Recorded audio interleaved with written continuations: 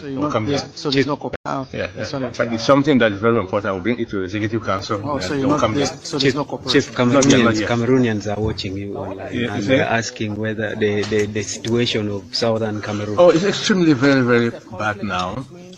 It's a genocide indeed. In my own home, imagine they send soldiers to the chief's palace, destroy a lot of things, and more than 130 towns in the southern Cameroon destroyed. It's a genocide, like civilians killed. I mean, it's unprecedented. It is a genocide happening in the southern Cameroon and the Gulf of Guinea. We are very, very embarrassed that the United Nations has not acted forcefully. Of course, African Union is totally silent. But whatever the case, the people are fighting on. They are defending themselves. And I think right now, the entire territory is locked down. The elections, the president organized elections, and the people of the southern Cameroon said the election will not take place in the territory. It is a matter of international law. It's a matter of people's right to exist. And I do not see exactly how there can be a military solution to that. In the first place, the military solution, apart from the crimes committed, I don't think they will win. One of the remarkable things about the southern Cameroon case is this. The Rohingyas jurisprudence that was given just a few weeks ago, where Myanmar, from Burma, deported thousands of refugees to Bangladesh, is going to apply here, because Cameroon deported hundreds of thousands of southern Cameroon refugees to Nigeria from their ancestral home. They signed an order. They crossed the border and killed some. They went to Nigeria and adopted leaders of the southern Cameroons in a hotel with the completely Nigerian soldiers. Nigeria is a state party to the Rome Statute. And according to the Rohingyas jurisprudence, if you commit the crimes which fall under the jurisdiction of the ICC in a state party, then the ICC has the jurisprudence to intervene. Indeed, ICC has a criminal examination in Nigeria since 2010, and therefore they can appropriately look into these crimes. I can tell you, it's unfortunately a genocide. The international community must do something now. The disgrace, what I've seen in other situations, where they wait and people are killed, and they use the conflict as a way of employing international civil servants to come and talk about justice, will no longer apply. We must give value to human life. The international community must intervene. Yeah.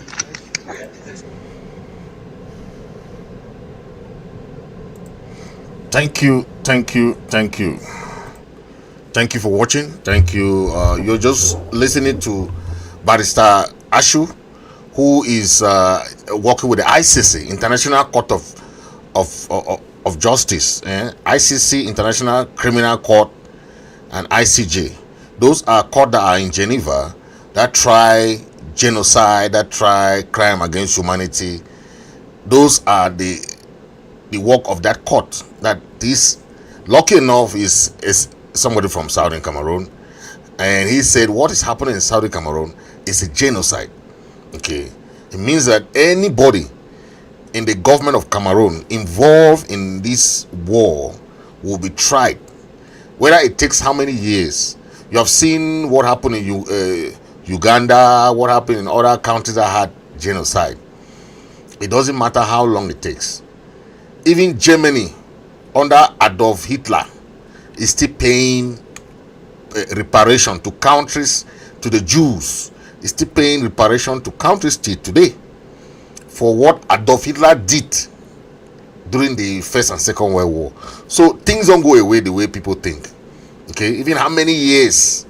This is how many years, but Germany is still paying reparations. So the war crimes, people can think that, oh, it will just go and pass, and people will say, oh, okay, we are done with that. That's not how it works. Okay, that's not how it works. Whatever happens, there is time for everything to be judged, to be brought to the book. Okay, so if you can see, that's how things are going. But just what we are talking about, without negotiation process, there will be no peace in Southern Cameroon and Ambazonia. No matter what La Republique try to do, they are instead aggravating the crisis. This is in the 9th year, okay, I will start with my talking point, then we go into deep into what is going on. But before we do that, let's get some update on some update are still coming in from ground zero, but we'll get more to that. Say but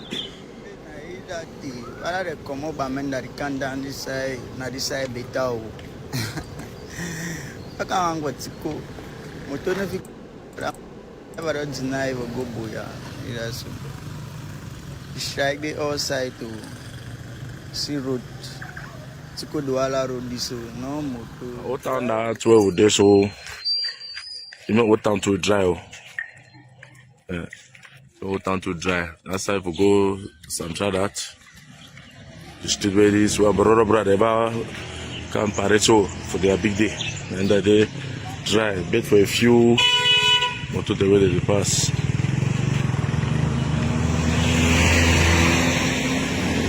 Old town, Mamenda.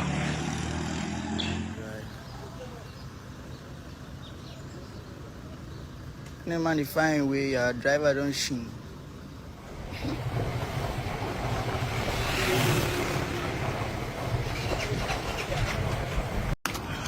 Tuesday, the 9th of September, 2025, second day of the new school year. Streets still very deserted. This is Moliko around the Presbyterian Church headed towards Las Vegas. The streets are still very, very deserted. Where? Cameroon. We are not safe. People are moving on foot. Places are still closed.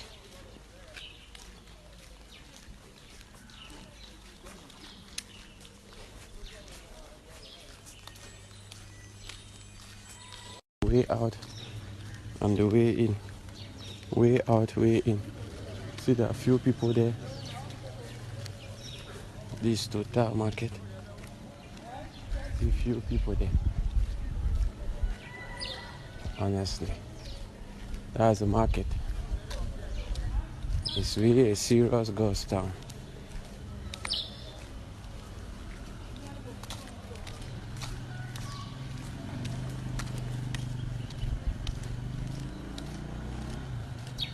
That's markets.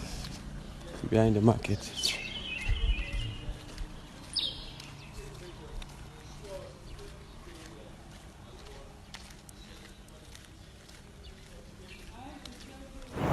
Brazil Junction that I need try to show Brazil Junction. Our own school reopening this so Nasi Street. Up station Bamenda, my two, Menda and Kwe. Our street is as zoom and fine. Nasi Street. One man they go in a farm. So one they go there in church. Me I go for go do my small business with streets.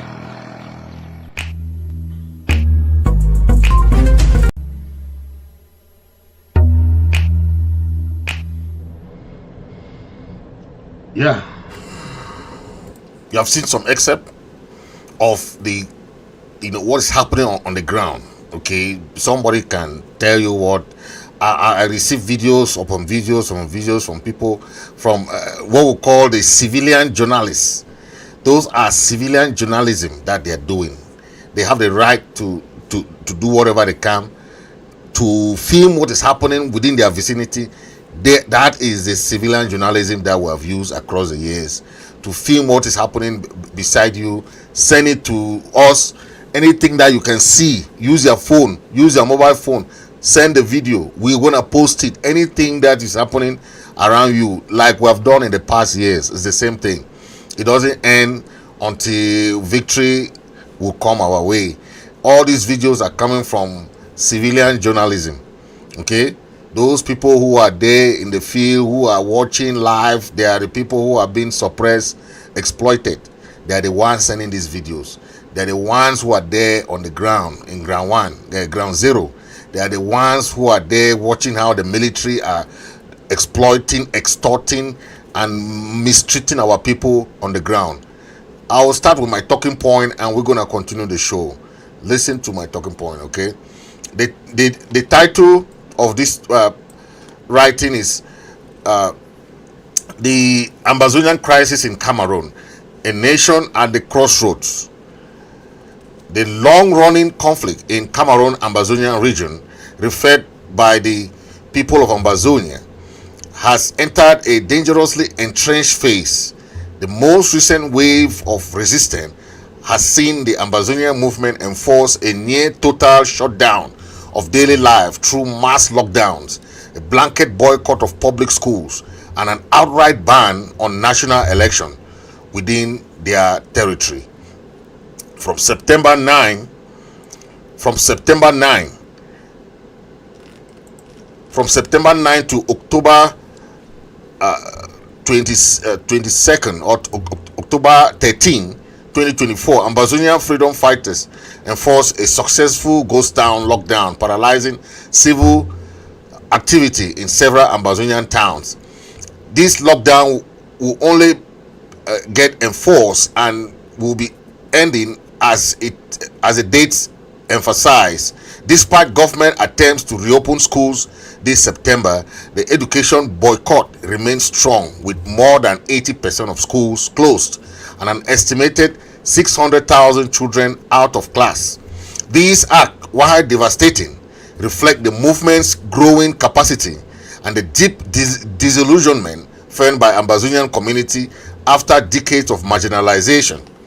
Equally alarming is the increasing military confrontation. The Cameroonian occupation military has suffered a sharp spike in casualty. News reaching us is that today more than 20 Cameroon occupation forces have lost their life near Moyuka in a roadside attack of 2 armored vehicles, while 2 days ago 7 Cameroon occupation soldiers were killed by a roadside bomb near Malindi on September 6, 2025, in an attack claimed by the FACO Unity Warriors. Just months earlier, on June 18 and May 8, respectively, near Moyuka, launched deadly ambush in the resistance tactical strength and the Cameroon government soldier in Banso and Cambe, killing a further 5 soldiers in that ambush. These attacks demonstrate the organized resistance tactical strength and the Cameroon government's inability to guarantee basic security in the Ambazonian regions. As Ambazonian restoration forces escalate their military campaign and civil disobedience strategies, the central government in Yaoundé grip continues to weaken, especially as state institutions, including schools, courts, and election offices, are routinely shut down or attacked. Amid the chaos, it is the civilian population that suffers the most. Over 6,000 lives have been lost, over 60,000 lives have been lost, and more than 600,000 people displaced. Ambazonian enforced shutdown and retaliatory military raid have made everyday life untenable. Human Rights Watch and United Nations have condemned the widespread violence enforced by the Cameroon military, especially targeting attacks on schools and medical facilities. Meanwhile, international media outlets like The Guardian have drawn attention to the disturbing use of military courts to try civilians under Cameroon's controversial 2014 anti-terror law. Activists such as Siseko Ayok Tabe and Nera 10, Mancho BBC, Abdul Karim Ali have been sentenced to life imprisonment following questionable trials. Kondengi Central Prison, the main detention facility for political prisoners, is reportedly housing 6 times its intended population, turning it into a symbol of systemic abuse and political suppression or repression. Despite repeated international appeal for an internationally led mediation process, the Cameroon government remains resistant. It continues to deny the existence of any formal negotiation with Ambazonian leaders, describing prior discussion as disorganized and non-binding. President Paul Biya, now 92 years old, heads a regime that many view as disconnected from the realities of the crisis. Analysis and right group argue that Biya's government is more focus on maintaining control than on resolving the crisis. Reports suggest that repressive tactics, including arbitrary arrests and media censorship, are being used to stifle dissent ahead of upcoming elections. The political rigidity has only further galvanized the Ambazonian movement and hardened public opinion in the Ambazonian regions. Internationally, Cameroon faces mounting criticism. The US Senate and the European Union have raised concerns about human rights violations and the humanitarian toll of the conflict. However, tangible diplomatic pressure remains minimal, and multilateral organizations have yet to broker a meaningful ceasefire or negotiation process. The absence of sustained international engagement has emboldened both sides to escalate, trapping civilians in a prolonged conflict with no clear resolution in sight. To reverse this trajectory, the Cameroonian government must take urgent and courageous steps. First, it should declare an immediate ceasefire, ideally overseen by a neutral international body like the United Nations or African Union. Second, it must embrace inclusive dialogue with all key stakeholders, Ambazonian leaders, civil society actors, and community representatives without preconditions. Third, the government must release political prisoners and end the use of military courts for civilian trials, replacing them with transparent, right-based legal proceedings. Fourth, a comprehensive plan to restore education must be enacted with international support to rebuild and secure schools. Furthermore, Cameroon must address the root causes of the conflict through constitutional reform, a democratic referendum on autonomy in the Ambazonian region that could offer a peaceful, legitimate path forward, recognizing the historical, linguistic, and political identity of the Ambazonian community is not about concession. It is a necessity for national recognition, not special status. Lastly, rebuilding trust is essential. This includes truth and reconciliation processes to address wartime atrocities, comprehensive humanitarian support for internally displaced persons, and a firm commitment to civil rights and press freedom. Without these structural reforms and genuine reconciliation effort, the conflict will persist and may eventually destabilize the entire country. In conclusion, Cameroon stands at the crossroad. The crisis in Ambazonia is no longer a peripheral rebellion.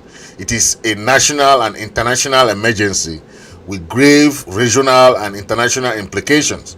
Continued violence, political repression, and denial of Ambazonian grievances will only prolong the suffering and deepen the divide. But there is still a window of peace. If the government chooses dialogue over denial, justice over vengeance, and inclusion over authoritarianism, only then can Cameroon begin to heal the wounds of this long and bloody conflict with the people of southern Cameroon, Ambazonia. Thank you. That was my talking point there. So you saw I mentioned lockdown and all that, the ban of election, all that is happening in Ambazonia. I mentioned the rising military casualties.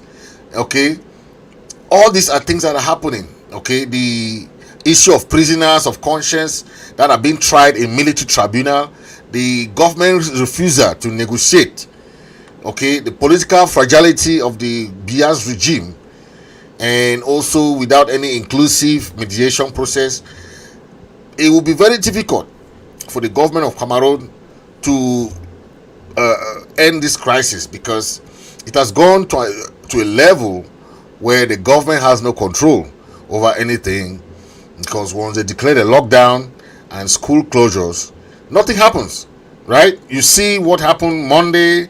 The usual Monday goes down, then Tuesday, today is Wednesday. It goes on and on and on. For the lockdown, we saw that school was supposed to reopen on the 9th, right? Yesterday. But what happened? Nothing happened. Every school were effectively shut down. Okay? No school was open. You see this boycott continued to hamper schooling, right? With more than 80% of schools that were closed, more than 600,000 children affected.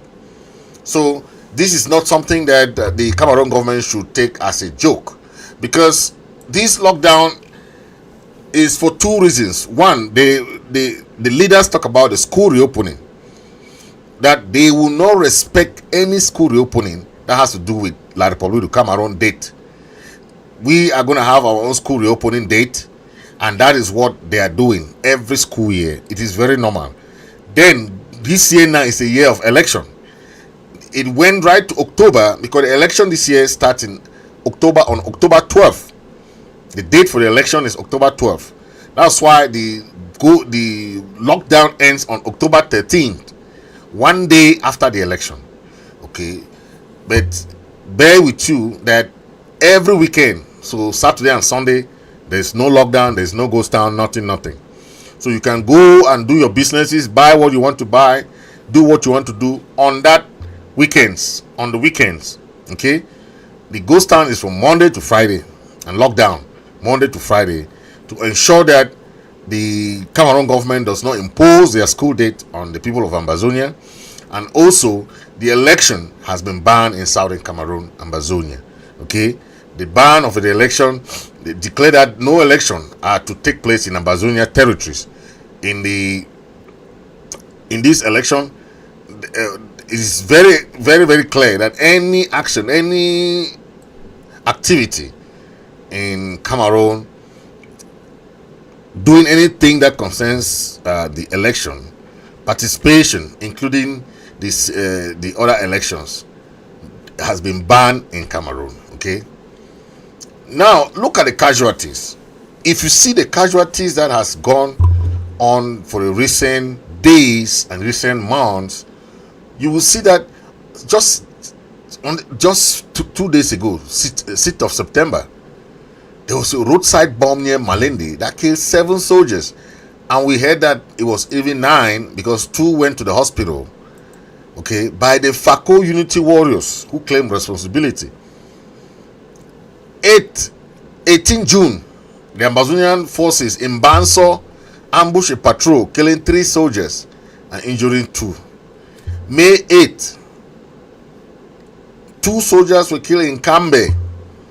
Okay, then just this same today as we speak, we are hearing of 20 killed in another area in Muyuka, in Fako division, Fako area. Imagine. Then these incidents definitely underscore the fragility of the security situation, right? Where Cameroon say, no, things are going back to normal. This is normality.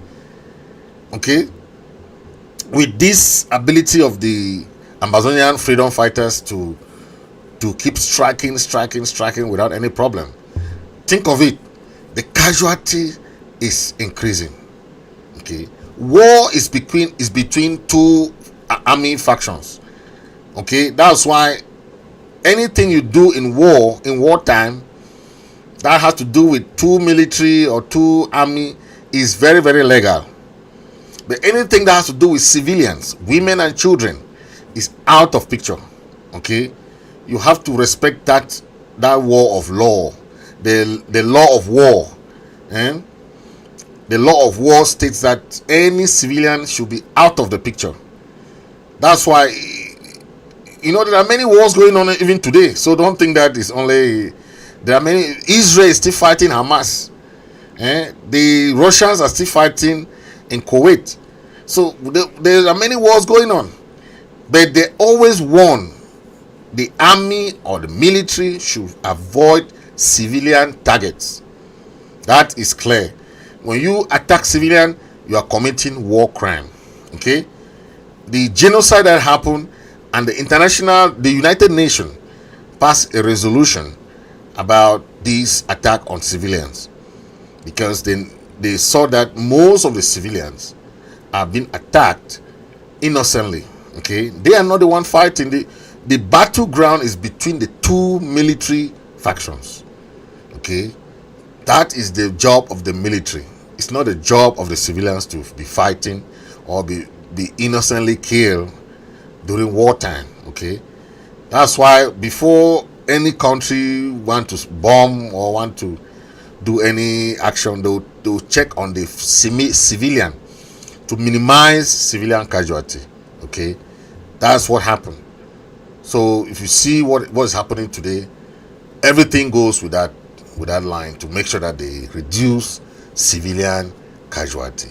Okay, yes, that's very important for us to understand, so that we don't go into any criminal activity that will hamper the situation. That's why you have ICC. Okay, if you look at ICC today, they always look at those aspects that are against the war and the law of war, where people go against that, right? That's why the work of the ICC and ICJ is to try individuals and countries that broke international law of war. That's why you have somebody like Barrister Taku here explaining that Cameroon has broken that law for killing innocent civilians. That is genocide. Okay, take a listen. Yeah, but it's something that is very important. I'll bring it to the Executive Council. Oh, so there's no cooperation. Chief, Cameroonians are watching you online, and they're asking whether the situation of southern Cameroon. Oh, it's extremely very, very bad now. It's a genocide indeed. In my own home, imagine they send soldiers to the chief's palace, destroy a lot of things, and that office, more than 130 towns in the southern Cameroon destroyed. It's a genocide, like civilians killed. I mean, it's unprecedented. It is a genocide happening in the southern Cameroon and the Gulf of Guinea. We are very, very embarrassed that the United Nations has not acted forcefully. Of course, African Union is totally silent. But whatever the case, the people are fighting on. They are defending themselves. And I think right now, the entire territory is locked down. The elections, the president organized elections, and the people of the southern Cameroon said the election will not take place in the territory. It is a matter of international law. It's a matter of people's right to exist. And I do not see exactly how there can be a military solution to that. In the first place, the military solution, apart from the crimes committed, I don't think they will win. One of the remarkable things about the southern Cameroon case is this. The Rohingyas jurisprudence that was given just a few weeks ago. International law. It's a matter of... So yeah, this is somebody in working in ICC, International Criminal Court. Okay, this is not somebody, and lucky enough, this person is from southern Cameroon. Okay, Barrister Ashu Taku. He works in the ICC that are trying individuals who commit crime, genocide. And he said what is happening in southern Cameroon is a genocide.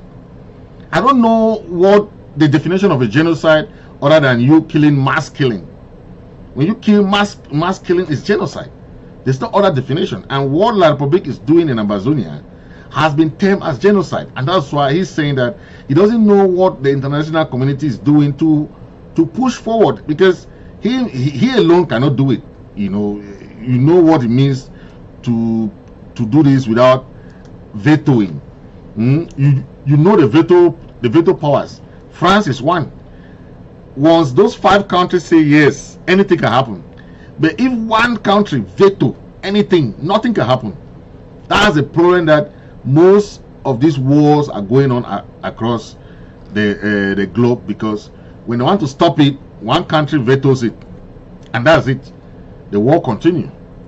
You see, it has caused so many pain to people across the world today, because that veto power is so strong. Okay, that most countries can those 5 countries has enormous power. And imagine no one African country has that veto power. No one. So anything happening in Africa is decided by the 5 countries who have veto powers. United States, Britain, France, China, and Russia. That's it. Okay. They only add some, they say they added some 9 countries that also have votes, but those 9 countries' vote is not veto votes. They are just group vote. It means that 9 plus 5, all they can vote in certain resolutions. But those veto countries, if one say no is no, imagine the power that those country has in the United Nations Security Council. So Barrister Taku is just saying what he is seeing as an ICC panel member. He works in an ICC and he is part of trying so many cases. Okay, that is why cases that we have seen happening in the arrest of Ayabacho, the arrest of Benedict Kwa and Kiki Wongbi, Pascal Kiki, all these guys should be tried in ICC, not in the local courts in the United States. Okay, because the jurisdiction of ICC is to try crimes of war crimes between two countries, between two major countries. But trying people now, then you are trying Ambazonians, but you're not trying La Republic people. So how does that square up? Is that justice or injustice? When you try Southern Cameroonians, individuals, but you don't try the government, because the government, ICJ, is International Court of Justice that try countries. The ICC try individuals. So that's the two difference between those two. But both of them are in Geneva. Okay, they are in Switzerland, Geneva. But now look at the controversy. They will arrest Ayabacho, they will arrest Benedict Kwa and all these guys that they're arresting. But how can justice be one-sided? Then there's no justice, right? Because we want justice that come on both sides. We have not seen one La Republic soldier that has been arrested. No one. Upon all the crimes, upon all the crimes that they are committing on our people. And imagine all the massacre that has been happening from Ngabu, all those massacres. Imagine how many massacres that have been happening. How many have been punished? Tell me. How many Cameroon military has been punished for the various massacres? No one, right? That's why instead of trying the military that are committing the crimes in the military court, they are instead using the 2014 terrorism, that the law of terrorism that the Cameroon government is using against our people. Okay, they are not trying military there. The military that killed in Ngabu, where are they? The Ngabu massacre, the Manfe massacre, the Bali massacre, the Santa, the Kumba, the Ekona massacre. All these are places that they killed so large amount of people. That is why when people are saying today, they forget so soon how this government, military, these invaders have killed our people in so many numbers. And we just say, oh, why is there lockdown? Why is there this? But you don't ask questions of what happened. And if you want justice, justice must come with clean hands. It doesn't go like that. This is the Prime Minister who came to Southern Cameroon and he was asked about the problem happening in Southern Cameroon. Hear him saying, the president saying to say enough is enough. Now it's time for us to take back our country. He was right. Watch him saying that.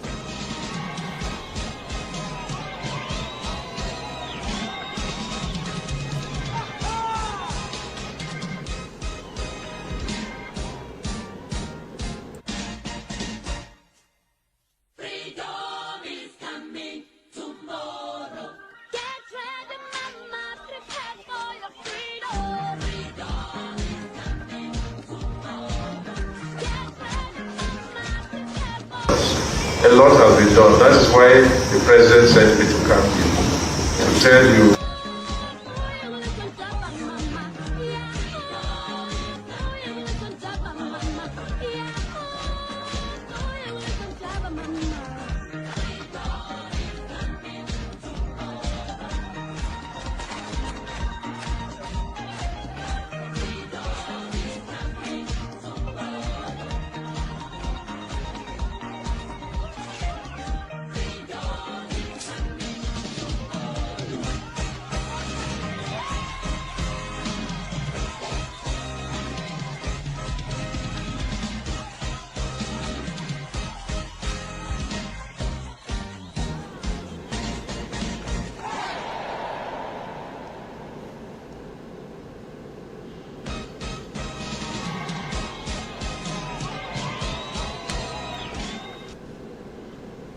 Yeah, it's time for Ambazonia to reclaim its sovereignty, right? The Prime Minister of La Republique said it there, right?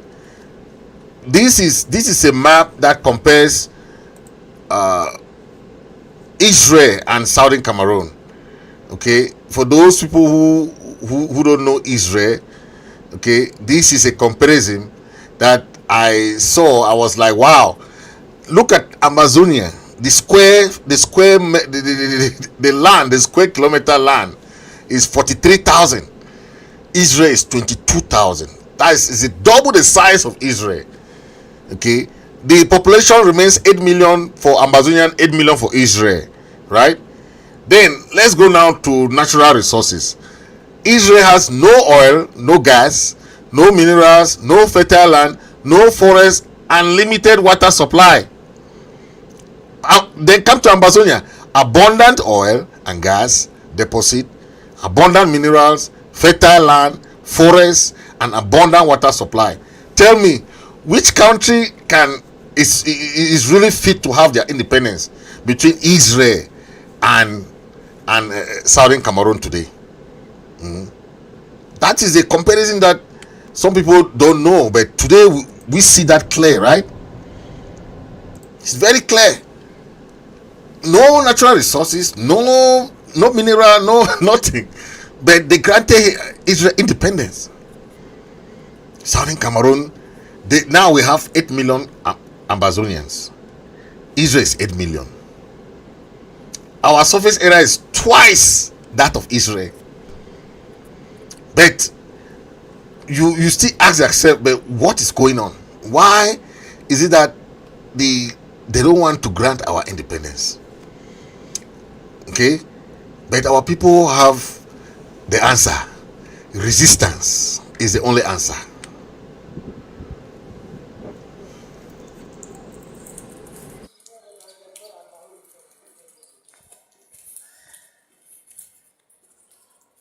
Mate.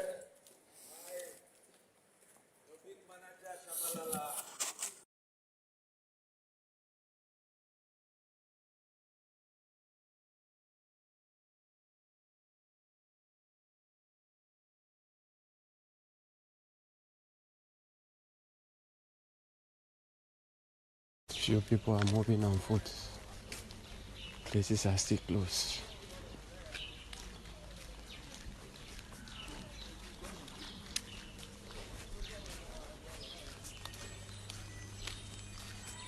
Way out and the way in. Way out, way in. See, there are a few people there. This total market. See, few people there. Honestly, that's the market. It's really a serious ghost town. It's really a serious ghost town.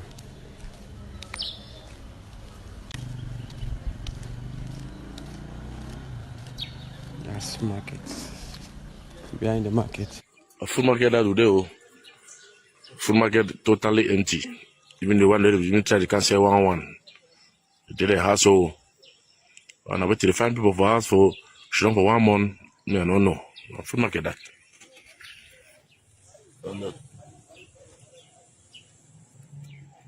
Empty. Few people are moving on foot. A full market that. Tuesday, the 9th of September, 2025, second day of the new school year. Streets still very deserted. This is Moliko around the Presbyterian Church, headed towards Las Vegas. The streets are still very, very deserted.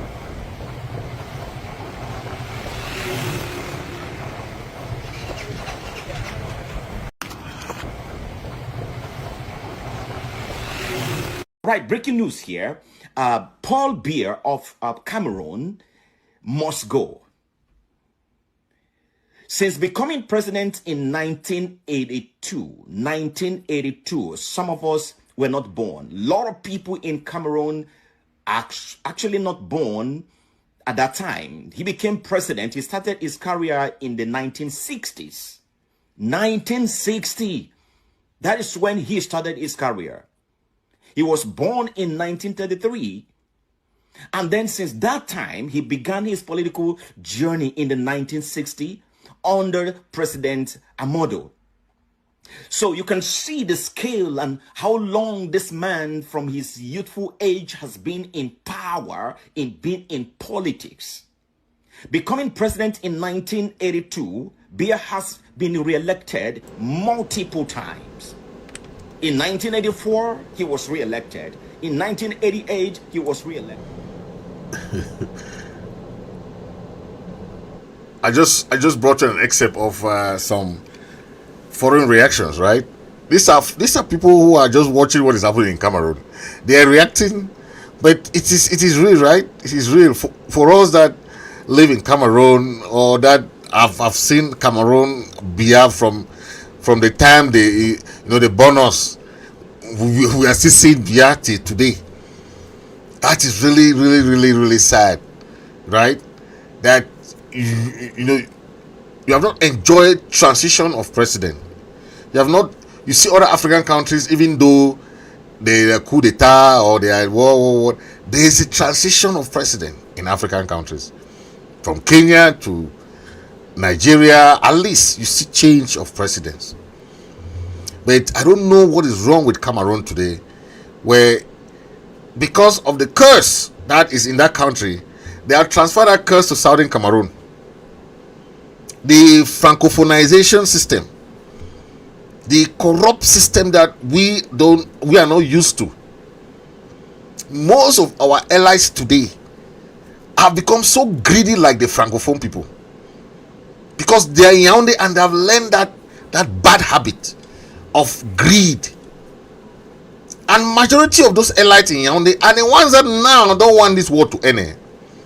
To the greatest surprise, when we talk to people in Yaoundé, they will tell you the truth that this war can end, but because our own elites are benefiting from this war, they don't want the war to end, because one, they are afraid of their positions as ministers, afraid of their positions as directors, so they want to keep that position because they are eating fat from it. So think about that. How can change come when people who are from your area are there eating fat and lying to their people? I always like to mention our forebears who left the house of Enugu. It took them one day to leave Enugu from Nigeria to Boya. 1 day. They never turned back. Even if Nigeria could have bribed our forebears, they made that decision. All House of Representatives, all House members, these parliamentarians that were representing us in the house in Enugu, they left there and came back to Boya, and that was it. They never went back to Enugu. They formed their government in Boya.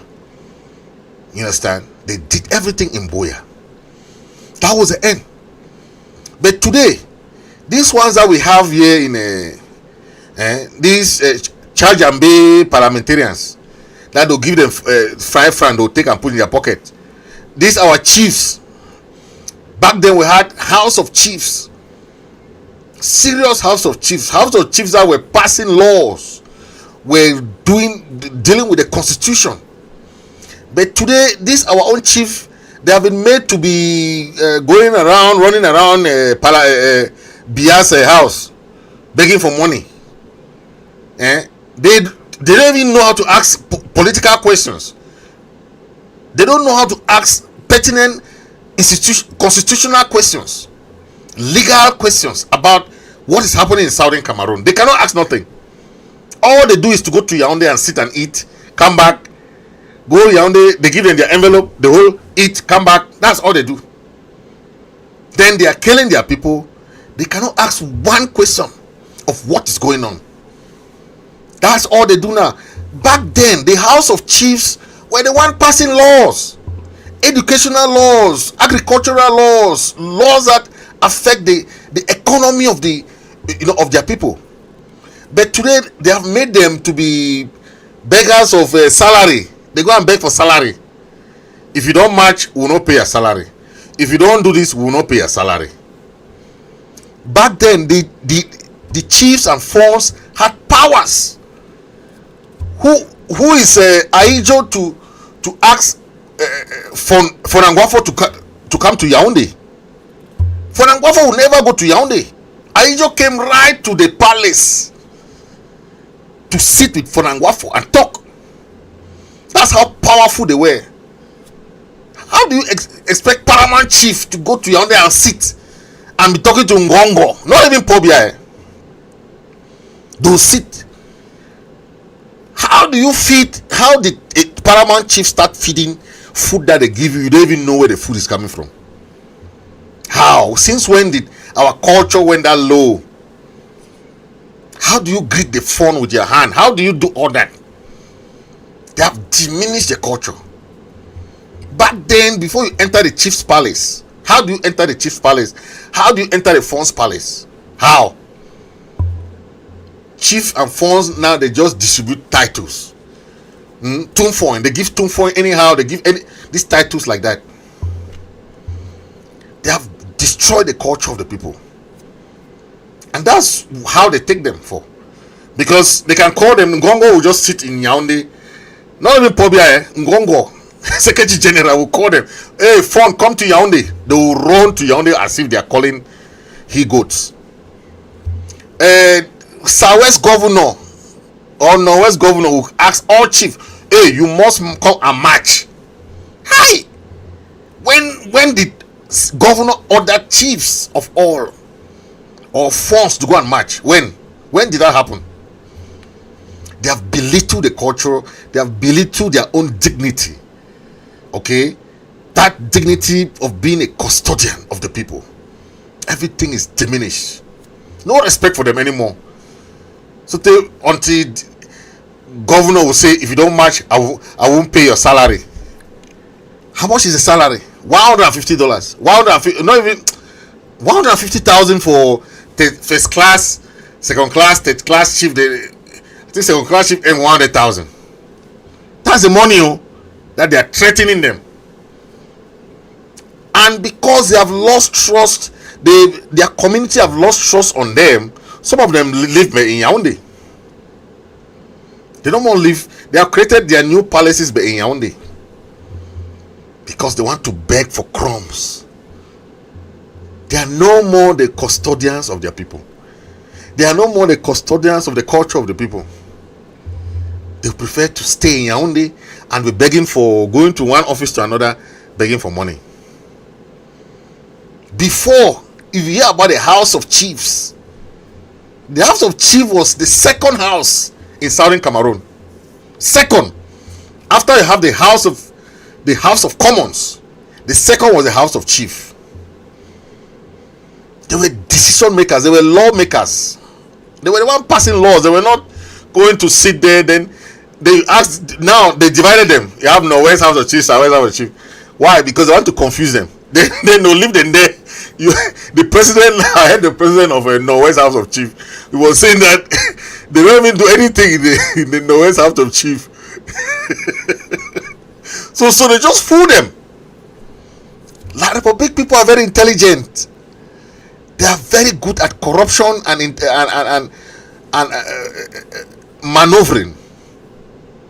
If you don't know them, they'll fool you people like this, make you people like this. Oh, they did for the national, they call it national dialogue, right? Grand national dialogue. They fool those elites. Come here, oh, let's get it. They give them something. Hey, this is what you have to read. They went and read. Special statues, special statues. That's how they fool them there. Oh, they have special statues. Where is the statues? What status is special there? Where you still want to Yaoundé to even decentralization that people don't want, because they want to eat everything. They don't even want that name. So they can tell you that okay, we want, they say decentralization. They're not to talk of federalism. That they don't even want it. It's even now that they don't charge people of treason. Before, if you call the word federalism, you are in jail. It's because the crisis have taught them that they prefer to keep federalists closer to them. Okay, to be fooling and that. Okay, come and go. Fight against these people that that they should use peaceful method. Then those federalists too are being fooled. Where are they today? You saw someone like Jume Franklin saying that these Amma boys, what these Amma boys are doing is right too, because these people don't have us in heart. Yes, they are fooling you people that they want federalism. What federalism can they give you in the first place? When they still keep centralizing everything. The lawyers were complaining the other day to their Minister of Justice there. The Minister of Justice was just looking at them like that. The lawyers, they were complaining, why do they bring this notaire public? Why do you bring notaire public? They say, look at them. Notaire public will take all your work. Now the lawyers will become charge and bail lawyers. It means that you want to sign everything. They have appointed their notaires. It means that people who will collect money. All this notarization of documents. Yaoundé have appointed their people to open offices because they realize that lawyers are making a lot of money when they sign all these documents. So what they have done is that they have appointed notaire. So lawyers now don't have any right to sign any document anymore. You understand what I'm saying? That's what they call notaire. So from Yaoundé, they send notaires in all the cities across Ambazonia. Why? So that when you want to sign any legal document now, you cannot go to any lawyer chamber no more. You have to go through notaire. You go now and pay that money to them. So they have curtailed the lawyers who were making that noise. Whoa. Bar association. What bar association? The English system, the English legal system, the lawyers are the ones signing that thing. But the French system, they have the notaire thing. Okay? Because they want to steal from what lawyers are making, the little income that they are making. When the lawyers were marching, they say, oh, let's fight. Let's see how we can fight from within. All these lawyers, barrister this, barrister that. Today, they have cut all what they were making small money. Yes. So even a lawyer now carries his document to the notaire because he cannot even sign it anymore. That's how bad it is. When we tell them that this fight has not ended, look at the schools. They'll bring that French teacher to come and be teaching there. Look at the SDOs and GOs. Look at the one in Moyoka that could not even speak English. He was telling I will tell you, I was. Oh my God. It's really sad. Yes. That guy could not even speak a little English. Little English. There was the one that they appointed to come and be talking that they are wrong grammars in I'm telling you. And they are there. Take a listen to him. That man who is there in the bush and talk no school. Tomorrow, you hear in the voice of the mayor and the deputy. He brings small package who will help you to send your student in the school.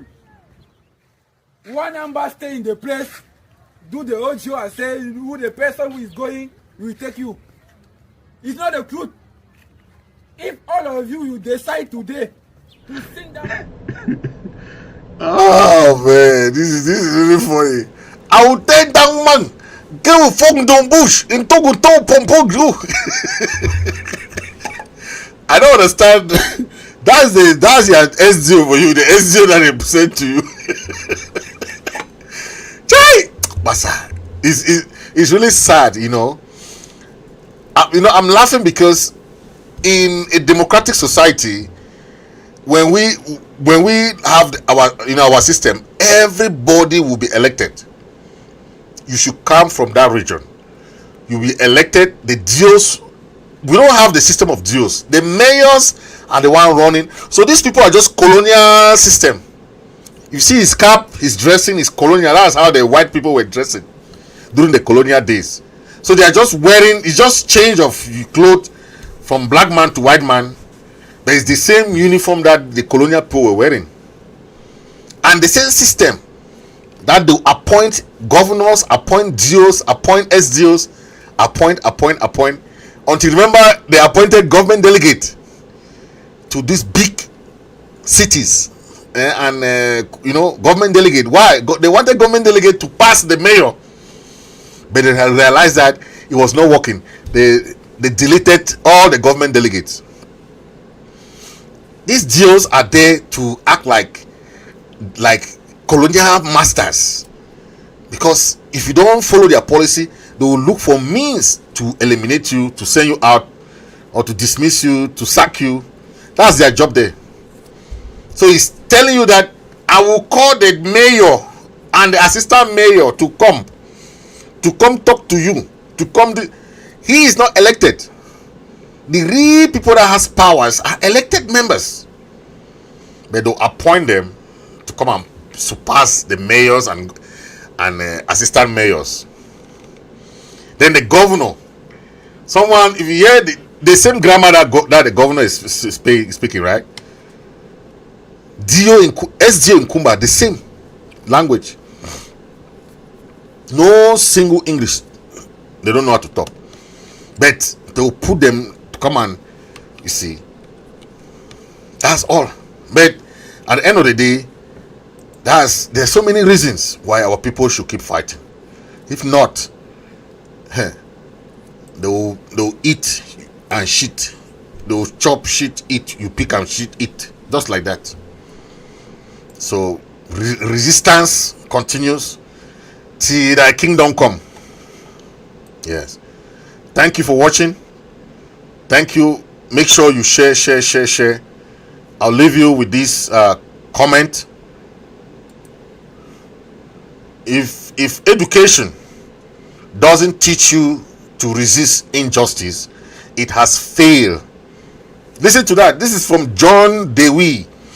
If education doesn't teach you to resist injustice, it has failed. That's why back then, when they teach you civics, they don't teach you how to resist the government. They only teach you how the government is. Oh, governor, mayor, this. They don't teach you how to resist the government.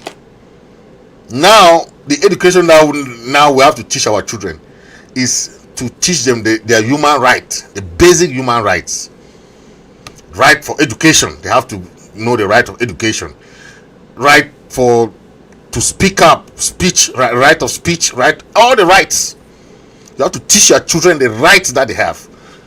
That they can challenge the policeman, they can challenge any government officers.